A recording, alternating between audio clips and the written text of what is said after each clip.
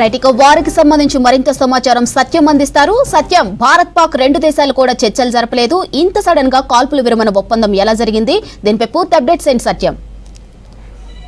భారత్ పాక్ రెండు దేశాల మధ్య ఉద్రిక్తలకు సంబంధించి అమెరికా మధ్యవర్తిత్వం వహించింది. ఆ అమెరికా విదేశాంగ మంత్రి మార్క్ రూబియో ఈ నెల 27 నుంచి ఇప్పుడైతే భారత్ ఎక్కడ పాకిస్తాన్ పైన ఎయిర్ ఫైరింగ్ స్టార్ట్ చేసిందో అప్పటి నుంచి కూడా అమెరికా మధ్యవర్తిత్వం వహించడానికి ప్రయత్నం చేసింది. ఆ అమెరికా విదేశాంగ మంత్రి ఈ రెండు దేశాల మధ్య ఉద్రిక్తలు తగ్గించడానికి ఈ రెండు దేశాల విదేశాంగ మంత్రులతో అదేవిధంగా ప్రధానమంత్రులతో నేరుగా అమెరికా డిస్కషన్ చేస్తూ వస్తుంది. కానీ ఇటు భారత్లో జరిగిన ఉగ్రదాడికి సంబంధించి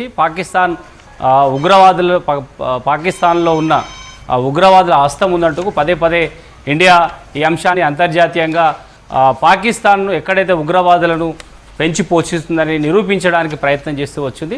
ఈ నెల 7వ తేదీన ముందుగా ఎయిర్ ఫైరింగ్ స్టార్ట్ చేసిన భారత్ ఎక్కడైతే ఉగ్రవాదులు నివసిస్తున్నారో ఇటు పాక్ ఆక్రమిత పీఓకేలో ఒక 5 ఉగ్రవాద స్థావరాలు, అదేవిధంగా పాకిస్తాన్లోని దాదాపు 100 కిలోమీటర్ల దూరంలో ఉన్న 4 ఉగ్రవాద స్థావరాలను నేరుగా భారత్ ఎయిర్ ఫైరింగ్ చేసి ఎక్కడైతే ఉగ్రవాదులు ఉన్నారో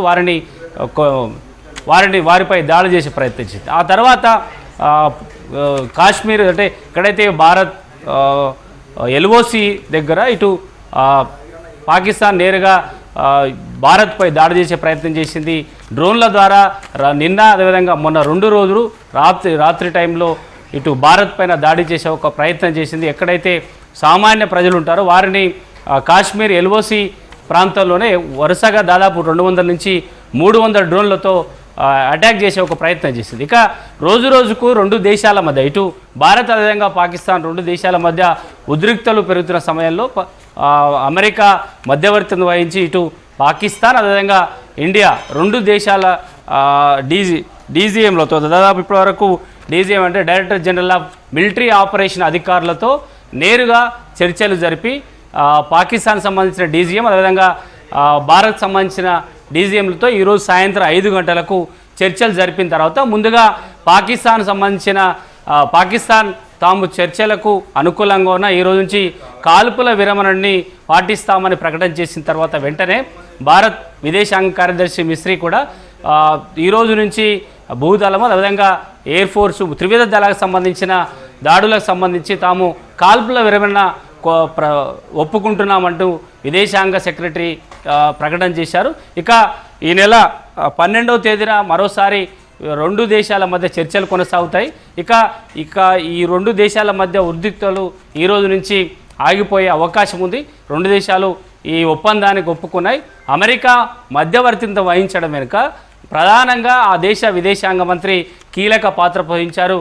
అమెరికా ఇప్పుడున్న పరిస్థితిలో పాకిస్తాన్ నేరుగా యుద్ధం చేసే పరిస్థితి లేదు. ఆర్థికంగా పాకిస్తాన్ మరింత ఇబ్బందుల్లో ఉంది. ప్రపంచవ్యాప్తంగా కూడా పాకిస్తాన్కి ఇతర దేశాల నుంచి కూడా మద్దతు లేదు. కాబట్టి పాకిస్తాన్ అమెరికాను సంప్రదించి మధ్యవర్తిత్వం వహించాలని విజ్ఞప్తి మేరకే అమెరికా ఇటు పాకిస్తాన్ అదేవిధంగా ఇండియా రెండు దేశాల మధ్య సానుకూల చర్చల కోసం ప్రయత్నం చేసింది. ఆ శాఖ అమెరికా విదేశాంగ మంత్రి ప్రయత్నం ఫలించింది. ఈ రెండు దేశాల మధ్య కాల్పుల విరమణకు ఒప్పుకున్నాయి. ఇక ఈ నెల 12న మరోసారి చర్చించడానికి రెండు దేశాలు అంగీకరించాయి.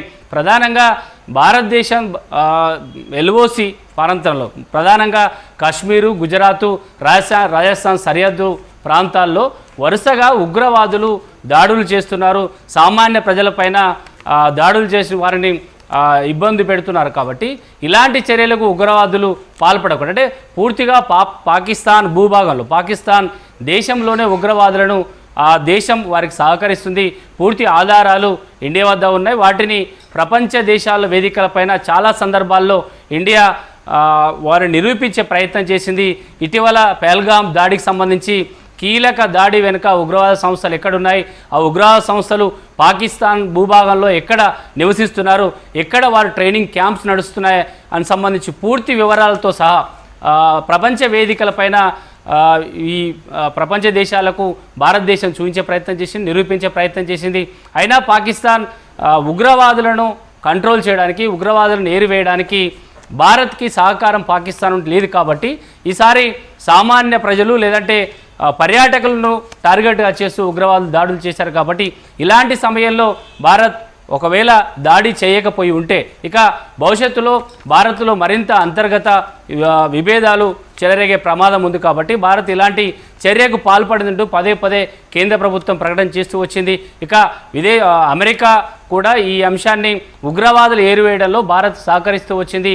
ఇటీవల జరిగిన దాడికి సంబంధించి కూడా కేవలం ఉగ్రవాదులు మాత్రమే తాము టార్గెట్ చేసి కాల్పులు జరిపాము లేదా దాడి చేశాం, కానీ ఎక్కడ పాకిస్తాన్లోని సామాన్య ప్రజలను టార్గెట్ చేయదు, మిలిటరీని టార్గెట్ చేస్తూ దాడులు చేయలేదు. కేవలం ఉగ్రవాద సంస్థలు, ఉగ్రవాద శిక్షణా కేంద్రాలు మాత్రమే టార్గెట్ చేసి దాడులు చేశామని ఇండియా ప్రకటన చేసింది. కానీ పాకిస్తాన్ మాత్రం కేవలం తమ ఆర్మీ కేంద్రాలను టార్గెట్ చేస్తూ భారత్ దాడి చేస్తుందని ప్రపంచానికి చెప్పే ఒక ప్రయత్నం చేసింది. చాలా ఫేక్ వీడియోలను పాకిస్తాన్ 4 రోజులుగా జరుగుతున్న ఈ దాడులకు సంబంధించి ఫేక్ వీడియోలను ఫేక్ ఆధారాలను ప్రపంచానికి చూపే ప్రయత్నం చేసింది. కానీ భారత్ ఈ అంశంలో చాలా కీలకంగా వివరించింది. ఎక్కడైతే పాకిస్తాన్ ఫేక్ వీడియోలను ప్రచారం చేస్తుందో ఇవంతా కూడా ఫేక్ వీడియోస్, తాము ఎక్కడ ఆర్మీ టార్గెట్ చేసా దాడులు చేయలేదనే అంశాన్ని క్లియర్గా ప్రపంచానికి చెప్పే ఒక ప్రయత్నం చేసింది. దాంట్లో ఇండియా సక్సెస్ అయింది. ప్రపంచ దేశాలు కూడా పూర్తిగా భారత్కు ఈ అంశంలో మద్దతు తెలియాయి. కానీ పాకిస్తాన్ ముందుగా అమెరికాతో మధ్యవర్తిత్వానికి ప్రయత్నం చేయమని చెప్పడంతోనే ఇక అమెరికా మధ్యవర్తిని వహించి కాల్పుల విరమణకు ఇద్దరితో చర్చించి, ఇటు పాక్ అదేవిధంగా ఇండియాతో ఇద్దరితో చర్చించి కాల్పుల విరమణ ఒప్పందానికి ఇద్దరిని ఒప్పించింది. ఇక ఈ రోజుతో కాల్పుల విరమణకి ఇటు పాకిస్తాన్, ఇండియా 2 దేశాలు ఒప్పుకున్నాయి. ఈ నెల 12న మరోసారి చర్చలు జరిపి ఉగ్రవాద దాడులను ఏం చేయాలి, ఉగ్రవాదులను తుదముట్టించడానికి లేదంటే ఉగ్రవాద శిబిరాలను పాకిస్తాన్లో ఉన్న ఉగ్రవాద శిబిరాలను తుదముట్టించడానికి లేదంటే వాటి పరిష్కారం కోసం పాకిస్తాన్ నుంచి ఎలాంటి సహకారం కావాలి, ఇండియా ఏం చేయబోతుంది, భవిష్యత్తులో ఎల్ఓసిలో ఇండియా ఏం చేయబోతున్న అంశాలకు సంబంధించి కూడా ఈ నెల 12న మరోసారి చర్చలకు వచ్చే అవకాశం ఉంది. ఈ చర్చల విషయంలో అమెరికా మధ్యవర్తిత్వం వహించడానికి కూడా సిద్ధంగా ఉంది. మరోసారి ఈ నెల 12న ఇటు పాక్, ఇండియా దేశాల మధ్య మరోసారి చర్చలు జరుగుతాయని చెప్పొచ్చు. Right, thank you Satyam.